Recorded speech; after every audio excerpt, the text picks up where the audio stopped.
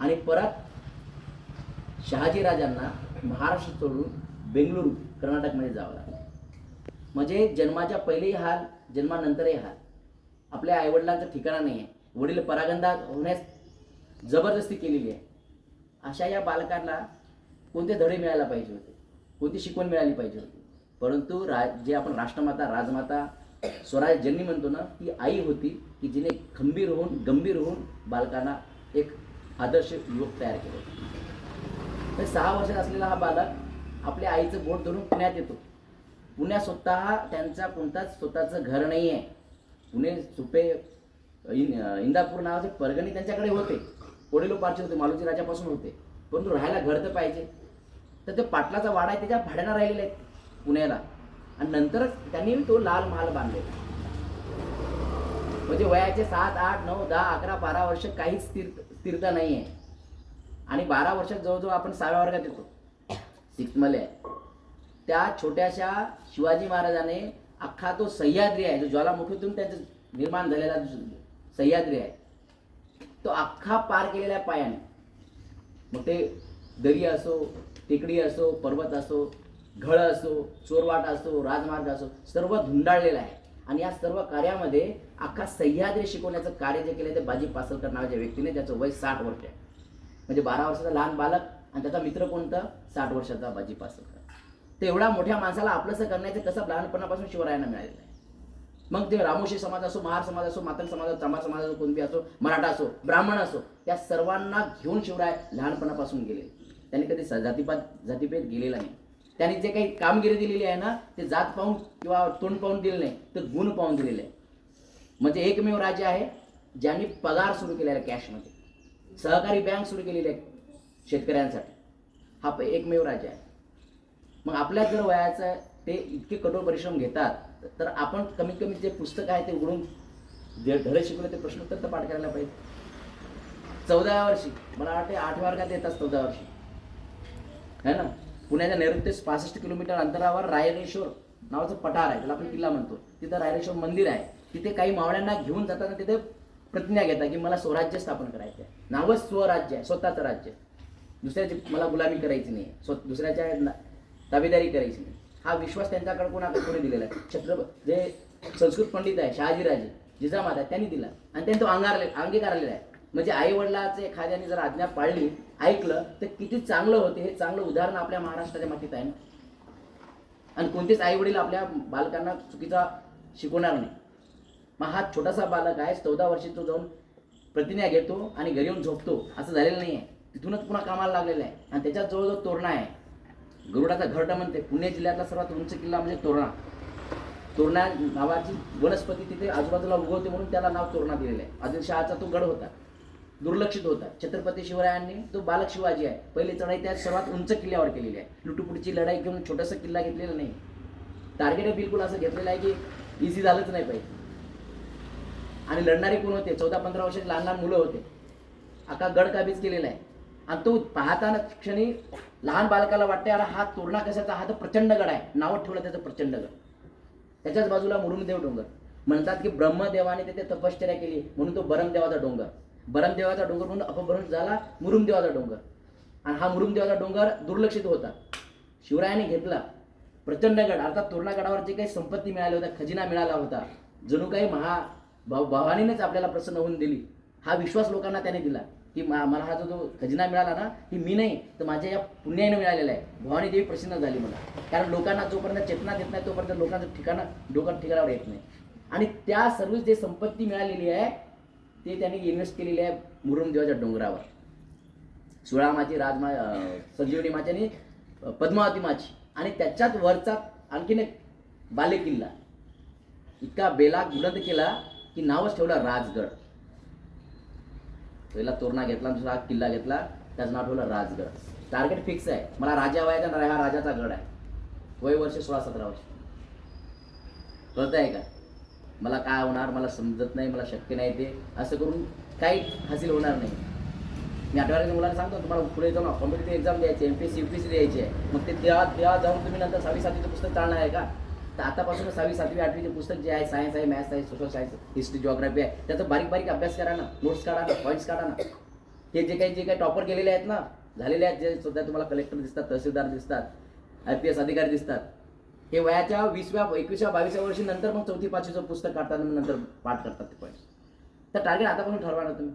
आपल्याला जर अचीव करायचं असेल, छत्रपती शिवराय फक्त लढाई गेले आणि जिंकून आले एवढाच नाही आहे ना. ढाल तलवार आणि घोडा म्हणजे छत्रपती शिवराय नाही ना. भरपूर काही त्यांच्याकडून शिकता येते आपल्याला. मग हा जो बालक आहे 14, 16, 17, 18 वर्षाचा, त्याने पाहता पाहता पाहता पाहता बाजूचाच पुरंदर घेतलेला आहे, सिंहगड. होंडा नावा नंतर त्या सिंहगड, छत्रपती शिवरायांनी त्याचं नाव सिंहगड ठेवलेलं आहे. पुरंदर गेल्यानंतर कलावती बाजूलाच किल्ला आहे, कुवारीगड आहे, तो घेतला. पाहता पाहता 5-6 किल्ले झाले. आणि तिकडून आदिलशहाला कळलं की हा लहानसा बच्चा, ज्याला आपण लहान लहान समजवतो, आपल्याच सरदार शहाजी राजाचा हा बच्चा आहे लहानसा, परंतु हा एक एक गड किल्ला जिंकत आहे, कसं करायचं. मग तिथं परत युक्ती काय, नाही तो लहान मुलगा आहे, शहाजीराजांनी पत्र पाठवलं आदिलशहाला, आमचा मुलगा ऐकतच नाही, खूप बंड झालेला आहे. मग आदिलशाह खुश. म्हणजे कधी कधी युक्ती करायची, चांगल्या कामासाठी चांगलं कामही करावं लागेल, डोकं लावावं लागेल ना, त्यावेळेस थोडी पडती बाजू दाखवावं लागेल ना. आणि अशातच आदिलशहाला बाकीच्या लोकांनी सांगितलं की हे काही शुभ संकेत नाही आहे, तो भगवा झेंडाही फडकवतो आहे. कारण त्यावेळेस इथं दिल्लीला मुघलशाही आणि महाराष्ट्रामध्ये निजामशाही, आदिलशाही, खाली कर्नाटकमध्ये कुतुबशाही. निजामशाही तर संपवलेली आहे आदिलशाह आणि मुघलांनी, मग राहिली काय आदिलशाही आणि कुतुबशाही. दोघांचा झेंडा त्यांचा जो काही आहे हिरव्या रंगाचा, तो मग हा भगवा आला कुठून. म्हणजे याचा अर्थ हा बंड करतोय, काहीतरी वेगळं बांधतोय. तर तो जो झेंडा आहे भगवा, तो छत्रपती शिवरायांना 12व्या वर्षी त्यांचे वडील शहाजीराजांनी दिलेला आहे. सोबत त्याची राजमुद्रा दिलेली आहे, प्रतिपश्चंद्र लेख वर्धिष्णू विश्ववंदिता शहासुन शिवशेष मुद्रा भद्राय राजते. संस्कृतमध्ये आहे, पर्शियन भाषा, अरबी भाषा, फारसी भाषा, उर्दू भाषा सर्रास वापरली जात होती, तीच ऑथोराईज होती. आता ही संस्कृत भाषा परत कशी काय आली. लोकांचे डोकं दुखत आहेत ना की नाही हे काहीतरी वेगळा करतोय. शहाजीराजे जर आदिलशाहीमध्ये चाकर म्हणून काम करतायत, सरदार म्हणून काम करतायत, तर त्यांनी सुद्धा तिथे तीच भाषा घ्यायला पाहिजे होती ना, फारसी, त्यांना खुश करण्यासाठी. पण नाही, ते स्वतः संस्कृत पंडित आहे. महाराष्ट्रात, भारतात पहिले आर्यांचं राज्य होतं, हिंदुस्थानाच्या राज्यामध्ये स्वतः त्या इच्छा रहिवाशाचं राज्य होतं. त्याची पूर्वपासून चालणारी भाषा म्हणजे संस्कृत. मग आपली भाषा म्हणून संस्कृत असायलाच पाहिजे. आणि स्वतः ते स्वयं लिहिलेले आहे स्वतः शहाजीराजांनी. आणि ते फिक्स आहे टार्गेट की शहाजीचा पुत्र शिवाजी हा जी काही राजमुद्रा आहे ते शिव जनकल्याणासाठी आहे. आणि कशी आहे, चंद्रपुरीप्रमाणे वाढत जाणार. म्हणजे सुरुवात त्याची आहे. पुन्हा चंद्र झाला, पौर्णिमेचा चंद्र झाला म्हणजे दुसऱ्या दिवशी परत ते एक एक कोर लहान होणार आहे. मावळता सूर्य नाही पाहिजे, आपल्याला उगवता सूर्य पाहिजे. म्हणून सांगले प्रतिपश चंद्र लेख, म्हणजे प्रतिपदेची पहिली जी कोर आहे बारीक, दिसायला बारीक आहे, परंतु हे वाढत जाणारी आहे आणि सर्व जगाला प्रकाशित करणारी आहे. टार्गेट फिक्स आहे. समजत आहे मी काय म्हणता येते. मी हे सर्व लुटुपुटीचा खेळासारखं नाही आहे, तर कधी कधी जीव द्यावा लागला बाकीच्या मावळ्यांना. तर हे जीव देणारी माणसं त्यांनी जमा केलेली आहे, स्वतः नेतृत्व केलेलं आहे. बेलसरला तिथे पहिले तो फतेखान येतो आदिलशहाचा, लढाई होते पुरंदरावरून, ते लढाई लढली जाते. म्हणजे महाराजांची पहिलीच लढाई जे मैदानावर खेळल्या गेलेली आहे. छत्रपती शिवरायांना म्हणतात बा ते दर्या डोंगरामध्ये खेळलेले आहे. पहिली लढाई त्यांनी बेलसर इथे मैदानावर खेळलेली आहे आणि चांगल्या मातब्बर सरदाराला हरवलेलं आहे. एवढंच काय, तर नंतर 1656 मध्ये ते जावळीत जातात. जावळी हा पुन्हा अख्खा जंगल आहे, त्याच्यामध्ये वेगळे किल्ले, गडकिल्ले आहेत. सुरेराव मोरे त्या जो आहे, चंद्रराव मोरे चंद्रराव मोरे हा किताब आहे त्यांना. ते यशवंतराव त्यात नावाचा मोरे आहे, त्याला ऐकत नाही म्हणून त्याला कब्जात घेण्यासाठी जावं लागतं. तिथं भोरब्याड डोंगर नावाचा दिसतात, डोंगर दिसलेला आहे, बाकी काहीच नाही आहे. मग हा साधा डोंगर पाहून तर भरपूर साहित्यामध्ये डोंगर आहेत ना, मग त्यांनी इतकं कशाला इम्प्रेस व्हायला पाहिजे. नाही, तो डोंगर पाहिला आणि शिवरायांनी तिथं संकल्पना सुचली काय, इथं आपला बेला किल्ला बनू शकतो. किल्ला बांधला गेला, नाव ठेवलं प्रतापगड. एक नाव घेतलं तरी आपलं रक्त सळसळलं पाहिजे, कारण एवढा विचार त्या शिवरायांनी केलेला आहे. खेळणा किल्ल्याचं नाव होतं, खेळणा पहिले कितीतरी वर्षापासून, कितीतरी दशकांपासून छत्रपती शिवरायांनी नाव ठेवलं विशालगड. हा जो प्रतापगड आहे तो 1656-57 सुरू झालेला बांधकाम, 59 कंप्लीट झालेलं आहे, 1659 आणि त्याच 59 नोव्हेंबर महिन्यामध्ये 10 नोव्हेंबर 1659 अख्खा आदिलशहाचा मोठा सेनानी अफजल खान, जो ऑलरेडी पहिलेच त्या जावळीचा सुभेदार राहिलेला आहे, त्याला जावळीचं पूर्ण माहिती आहे, तोच तिथं त्याला बोलवल्या गेलेला आहे. 35,000 सैनिक घेऊन निघालेला तो जो अफजल खान आहे, त्याला त्या प्रतापगडावर येण्यास भाग पाडलेला आहे शिवरायांनी. सायकोलॉजी जे म्हणतो ना, मानसशास्त्र काय आहे ते अख्ख्या जगामध्ये शिवरायांचे चारित्र्य शिकवले जाते. खरी मानसशास्त्र कोणाला कळलेलं आहे. छत्रपती शिवरायांनी मानसशास्त्राच्या नुसार किती लढायला लढलेले आहे. 35,000 सैनिक घेऊन येणारा माणूस फक्त भेटायला किती घेऊन येतो? फक्त 10 बॉडीगार्ड आणि एक स्वतः जो बडा सय्यद, त्याला सय्यद बंडा असं म्हटलं जाते, आणि स्वतः. तर त्याची पुढच्याची मानसिकता जाणून एक एक पैलू उलगडत एक एक डाव टाकण्याचं कार्य शिवरायांनी केलेलं आहे. आणि तिथेच गाडला 1656 मध्ये ज्यावेळेस जावळी घेतली, ते फक्त एक नुसार डोंगर दिसत होता बाकीच्या लोकांना. तिथे शिवरायांना काय दिसला? मोठा बेला किल्ला बांधला, नाव ठेवलं प्रतापगड. त्या प्रतापगडापर्यंत आणलं, तिथे खतम त्याला केलं. म्हणजे एवढं दूरदृष्टी. 3 वर्षा पहिले त्यांना माहित होतं का असं काही कोणतं संकट येणार आहे, पण नियोजन त्यांनी केलं. आणि 18 दिवसामध्ये अर्ध्यापेक्षा जास्त आदिलशाही काबीज केली. एखादा म्हणजे 6 महिन्यापासून ते युद्ध चालू होते एकमेकावर प्रेशर टाकण्याचं, अफजल खान आणि शिवाजी महाराज. त्यामध्ये स्वतःची पत्नी सईराणीचा मृत्यू झालेला आहे. 2 वर्षाचा शंभूराजे आहे, ते कुठे आहे? राजगडला. ते कुठे आहेत? प्रतापगडला. तेव्हा कम्युनिकेशन नव्हतं. हॅलो बाळा, जेवलास का? नाही, काहीच कॉन्टॅक्ट नाही. तिकडं अटॅक झाला, काय झालं काहीच कळता येत नाही. अशा मानसिकतेमध्ये सुद्धा एवढा प्रचंड अफजल खानासारख्या राक्षसाला जर खडण्याची ताकद ठेवतात, ते फक्त आणि फक्त छत्रपती शिवराय. संकट येऊ द्या ना किती अंगावर, पण शांत डोक्यानं कृत्य केलेली कधी बेहत्तर, हे आपल्या शिवरायांकडून शिकायचं आहे. हा जमाना खूप बिघडायला खूप तुम्हाला सोर्सेस आहेत. तुम्हाला जर आपला स्टँड घ्यायचा आहे किंवा एक गोल सेट करायचा असेल ना, फक्त आणि फक्त तुम्हाला छत्रपती शिवरायांचं चारित्र तुम्हाला वाचणं आहे. दुसरं कोणतंच चारित्र तुम्हाला वाचू शकणार नाही. असे अनेक किस्से आहेत की आजही लोक थक्क आहेत की शिवरायांनी इथून आग्र्याला गेले, तर आग्र्याला जातांचा मार्ग माहीत, आपण कशा कोणत्या मार्गाने आले हे माहीत नाही. कारण इतकं मातब्बर त्यांच्याकडे हेर खातं.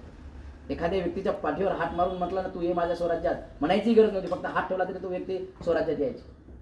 ते महेश पांडे किती दिवस राहिलेले आहेत त्यांच्यासोबत? फक्त 7-8 महिने राहिलेले आहेत फार फार. म्हणजे एखाद्या व्यक्तीसोबत 7-8 महिने राहतो आपण, ती व्यक्ती अक्षरशः जीव द्यायला तयार होते. तर शिवरायांचं किती चालचलन स्वच्छ असेल, आदर्शयुक्त असेल. असं म्हणजे ज्याच्या सोबत आपल्या घरी जे आयुष्यभर राहतात बहीण भाऊ जे काय, ते सुद्धा एकमेकांना जीव द्यायला तयार नाही राहत. मग तेवढं चालचलन स्वच्छ ठेवायला पाहिजे, चारित्र्य संपन्न असायला पाहिजे. ते हे छत्रपती शिवरायांकडून शिकायला पाहिजे. मुरारबाई देशपांडे, पुरंदराचा जो तहा होतो 1665ला, मिर्झाराजा जयसिंग येतो आणि दिलर खान येतो. दिलर खानाचे सैनिक पूर्ण तुटून पडलेला आहे. सफेद बुरुज आणि काळा बुरुज हे पुरंदराचे 2 बुरुज आहेत. त्यातला सफेद बुरुज पडलेला आहे. आता काळा बुरुज वाचला तर पुरंदर वाचेल, नाही तर वाचणार नाही. या स्थितीमध्ये असताना फक्त 300 मावळे आहेत किल्ल्यावर. अख्खे 300 मावळे घेऊन स्वतः पुरंदर वरून खाली दरवाजा उघडून मुरारबाई देशपांडे पठाण्याच्या फौजेवर तुटून पडतात. पुन्हा कापाकापी सुरू होऊन जाते. दिलर खान म्हणतात त्या मुरारबाई देशपांडेला की तू आमच्याकडे मुलांकडे, तुला आणखी मोठी जागीर देईल. अक्षरशः थुंकला त्यांच्यावर, मला तुझी काही गरज नाही तुझ्या या चाकरीची. आणि म्हणतात की ज्यावेळेस दिलर खानाने त्यांच्या बाण चालला आणि त्यांचे पुन्हा मानेतून त्यांचे आरपार झाला, तरीही त्यांची तलवार थांबलेली नाही. तरी ते 2 हातातली तलवार अख्ख्या सैनिकाला कापत होती. एवढी निष्ठा त्या मुरारबाई देशपांडेमध्ये निर्माण झाली. त्यांचा आणि त्या शिवरायांचा काय संबंध, कितीचा संबंध. 1656ला ज्यावेळेस जावळीवर अटॅक करण्याकरिता गेलेला आहे, चंद्रराव मोरेला गिरफ्तार केलेला आहे, त्यावेळेस तिचा हा मातब्बर सरदार आहे. म्हणजे आपल्या शत्रूचा सरदार आहे हा, पण त्याला आपलंसं केलं. आणि त्याच्यावर एवढा विश्वास ठेवला की 1657ला ज्यावेळेस आपला संभाजी महाराजांचा जन्म होणार होता, त्यावेळेस पुरंदरला त्यांचा किल्लेदार केलेला आहे. म्हणजे 1 वर्ष पण झाले नाही. 1656-1657 1656 to 1657ला एका वर्षाच्या आत एखाद्या व्यक्तीवर एवढा विश्वास ठेवणं. स्वराज्याची राणी आहे, स्वराज्याचा येणारा युवराज आहे, हा अख्ख्या त्या शत्रूच्या गटातील एखाद्या व्यक्तीच्या स्वाधीन करणे. काळीज लागते ते वाघाचं, ते वाघाचं काळीज म्हणजे छत्रपती शिवरायांचं, बाकी कोणाचं नाही. मन मनगट मस्तक मजबूत करणारी एकमेव व्यक्ती म्हणजे छत्रपती शिवराय. या आजूबाजूला तुम्हाला भरपूर स्कोप आहेत बिघडण्याचे, परंतु आयुष्यात काही केलं नाही तरी चालेल, पण एकदा तरी छत्रपती शिवरायांचं जे आयुष्यातलं जे काही पूर्ण चारित्र्य आहे, जे चांगल्या व्यक्तीने लिहिले आहे, ते अवश्य तुम्ही वाचा. संकट किती येतील, संकट येण्यासाठीच आपला जन्म झालेला आहे. आपल्याला फक्त आयुष्यभर आयुष्याआराम मिळणार हे बिलकुल सोडून द्या तुम्ही, पण त्या संकटाला तोंड देण्याची ताकद एकच चारित्र तुम्हाला करू शकते, ते म्हणजे छत्रपती शिवरायांचं. तर भरपूर बोलायचं आहे, म्हणून इथंच मी रजा घेतो. जय शिव.